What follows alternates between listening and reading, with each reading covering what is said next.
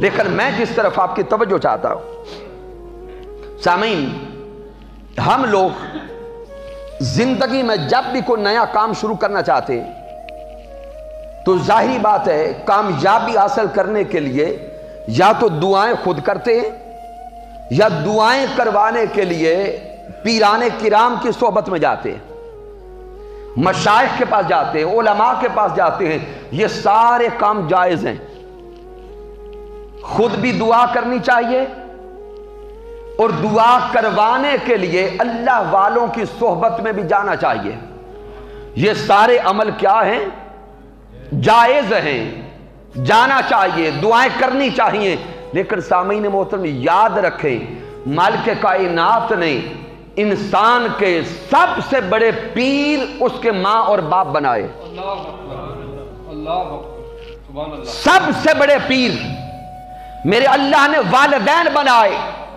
اگر کسی انسان کے یہ گھر والے پیر ناراض ہیں، اگر کسی انسان کے ماں اور باپ ناراض ہیں تو اللہ کی عزت کی قسم کسی بڑے سے بڑے ولی کی صحبت میں بھی جا کے دعا کریں تو اللہ قبول نہیں کرتا۔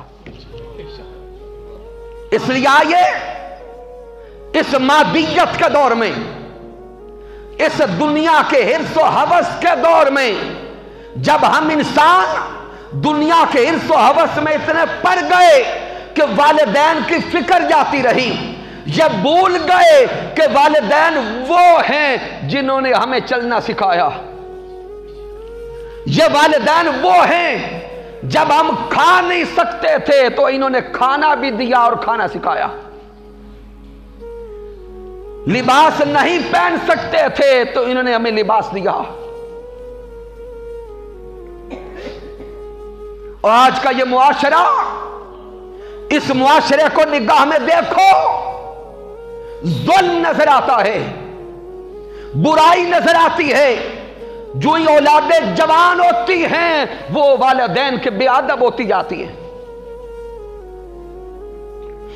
آئے دن جہاں پر بھی جانا ہوتا ہے کثیر جگہوں پر پریشانی یہی ہے، والدین اولاد کو لے کے آتے ہیں، کہتے ہیں جی ان کی اصلاح فرما دیں یا ان کے لیے دعا فرما دیں، کوئی دم فرما دیں۔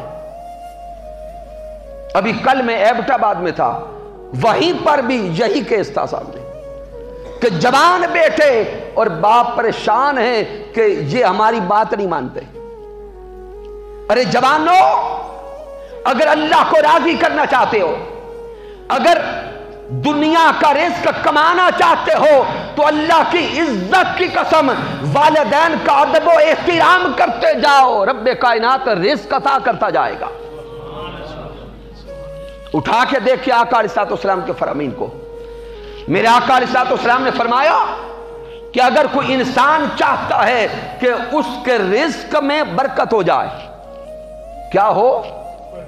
رزق میں برکت ہو جائے، اور اگر کوئی چاہتا ہے کہ اس کی عمر میں اضافہ ہو جائے۔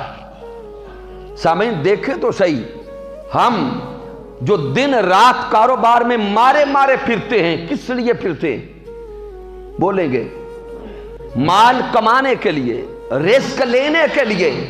تو آقا علیہ الصلوۃ والسلام نے فرمایا کہ اگر کوئی انسان یہ چاہتا ہے کہ رزق میں برکت ہو جائے، رزق میں اضافہ ہو جائے، اور دوسرا آقا فرماتے ہیں اگر کوئی چاہتا ہے کہ اس کی عمر میں برکت ہو جائے، تو بھئی ہم دن رات ڈاکٹرز کے پاس جاتے ہیں کیا کرنے؟ کہ ہماری عمر بڑھ جائے اور صحت مل جائے، یہی سوچ ہے نا۔ ارے ڈاکٹرز کے پاس جا کر ہزاروں ہزاروں روپیہ فیس دینے کے لیے تیار ہوتے ہیں۔ سونے مصطفیٰ کا فرمان سنیں، میرے آقا نے فرمایا وہ انسان جو والدین کا ادب کرتا ہے، احترام کرتا ہے، خدمت کرتا ہے، مالک کائنات اس کا رزق بھی بڑھا دیتا ہے، اس کی عمر میں بھی برکت عطا کر دیتا ہے۔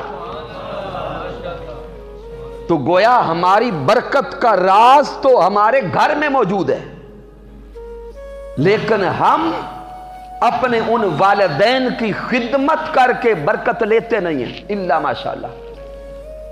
تو آئیے آج کی اس محفل پاک سے آج کی اس بزم سے یہ ارادہ کر کے جائیں، جن کے والدین زندہ ہیں ہم اپنے والدین کے خدمت گزار بن جائیں گے۔